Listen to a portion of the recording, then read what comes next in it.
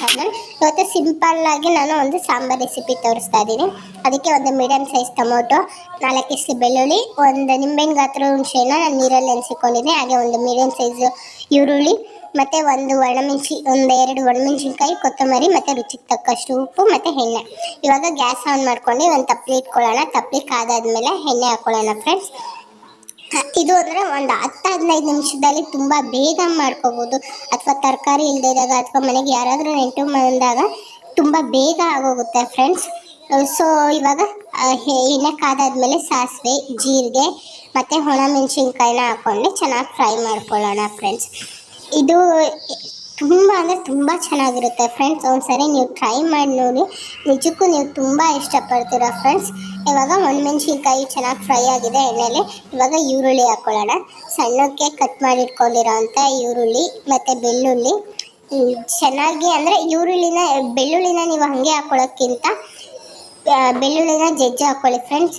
ಚೆನ್ನಾಗಿರುತ್ತೆ. ಆ ಫ್ಲೇವರು ಎಣ್ಣೆಯಲ್ಲಿ ಬಿಟ್ಟಾಗ ನಮಗೆ ಅರೋಮ ಚೆನ್ನಾಗಿರುತ್ತೆ, ಬೆಳ್ಳುಳ್ಳಿದು ಸ್ಮೆಲ್ ಚೆನ್ನಾಗಿರುತ್ತೆ. ಮತ್ತು ಸಾಂಬಾರು ಅಷ್ಟೇ ಚೆನ್ನಾಗಿ ಟೇಸ್ಟ್ ಇರುತ್ತೆ ಒಂಥರ. ಸೊ ಇವಾಗ ನೋಡ್ತಿದ್ದೀರಲ್ಲ, ಈರುಳ್ಳಿ ಫ್ರೈ ಆದಮೇಲೆ ಸಣ್ಣಕ್ಕೆ ಹಚ್ಕೊಂಡಿರೋ ಅಂಥ ಟೊಮೊಟೊ ಹಾಕ್ಕೊಳ್ಳೋಣ ಫ್ರೆಂಡ್ಸ್. ಅಂದರೆ ನಮ್ಮನೇಲಿ ಇದನ್ನು ತುಂಬ ಇಷ್ಟಪಟ್ಟು ತಿಂತಾರೆ. ಅಥವಾ ನನ್ನ ಹಸ್ಬೆಂಡು ಅಥವಾ ನಮ್ಮಮ್ಮ ಇವಾಗ ಜ್ವರದ ಬಾಯಿಗೆ ಏನಾದರೂ ತಿನ್ನಬೇಕು, ಖಾರವಾಗಿ ಹುಳಿಗೆ ಇರಬೇಕು ಅನಿಸ್ದಾಗ ನೀವು ಈ ಥರ ಸಾಂಬಾರು ಮಾಡ್ಕೊಂಡು ತಿನ್ನಿ, ತುಂಬ ಚೆನ್ನಾಗಿರುತ್ತೆ ಫ್ರೆಂಡ್ಸ್. ನೋಡ್ತಿದ್ದೀರಲ್ಲ, ಇವಾಗ ಎಣ್ಣೆಲಿ ತುಂಬ ಚೆನ್ನಾಗಿ ಸ್ಮ್ಯಾಶ್ ಆಗಿದೆ. ಈಗ ಆಗಲೇ ನೀರಲ್ಲಿ ಹುಣಸೆಹಣ್ಣು ಇಟ್ಕೊಂಡಿದ್ವಲ್ಲ, ಅದನ್ನು ರಸ ಇಟ್ಕೊಂಡೆ ಹುಣಸೆಹಣ್ಣು ಹುಳಿಗೆ 2 ಸ್ಪೂನಷ್ಟು ಸಾಂಬಾರು ಪುಡಿ ಹಾಕ್ಕೊಂಡು ಚೆನ್ನಾಗಿ ಮಿಕ್ಸ್ ಮಾಡ್ಕೋಬೇಕು ಫ್ರೆಂಡ್ಸ್. ಇವಾಗ 1 ಸ್ಪೂನ್ ಮತ್ತು 2 ಸ್ಪೂನ್ ಅಂದರೆ ಇದು ಮನೆಯಲ್ಲೇ ಮಾಡಿರೋ ಅಂಥ ಸಾಂಬಾರು ಪುಡಿ. ಸೊ ಇದನ್ನು ಹಾಕ್ಕೊಂಡು ಚೆನ್ನಾಗಿ ಗಂಟು ಇಲ್ಲದೆ ಇರೋ ಥರ ಚೆನ್ನಾಗಿ ಮಿಕ್ಸ್ ಮಾಡ್ಕೋಬೇಕು. ಇವಾಗ ಅದನ್ನು ಹಾಕ್ಕೊಳ್ಳೋಣ. ಸೊ ನಿಮಗೆ ಕ್ವಾಂಟಿಟಿ ನೋಡಿ ಹಾಕ್ಕೊಳ್ಳಿ.